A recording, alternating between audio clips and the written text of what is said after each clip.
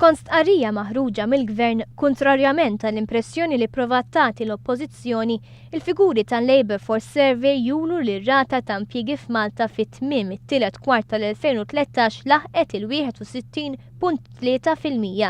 Dan meta sena qabel kienet ta' 59.6%. Malta telet mis-seba l-aħħar post fl-Ewropa għal 11 mill-aħħar, ġifieri titjib ta' 4 postijiet fil-klassifika tar-rata ta' impjiegi. Il-gap bejn ir-rata ta' impjiegi f'Malta u dik fl-Ewropa naqset minn kważi 5 punti perċentwali sena ilu għal kważi 3 punti perċentwali issa.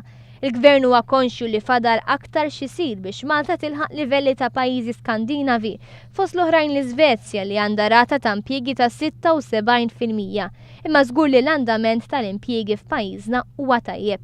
Minflok toqgħod tbeżża b'fabbrika li tista' tnaqqas il-ħaddiema u tiftaħar kemm salvat impjiegi meta kienet fil-Gvern, l-Oppożizzjoni għandha tinnota li skont il-figuri tal-Korporazzjoni għax-Xogħol u t-Taħriġ taħt l-amministrazzjoni preċedenti intilfu 2262 impjieg full-time fil-manifattura, jiġifieri aktar minn impjieg kuljum.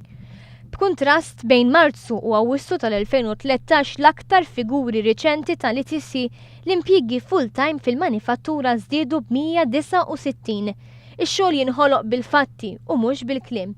Il-ħolqien tal-impjiegi ta' kwalità jibqa' priorità assoluta għal dan il-Gvern temmet tajt l-istqarrija.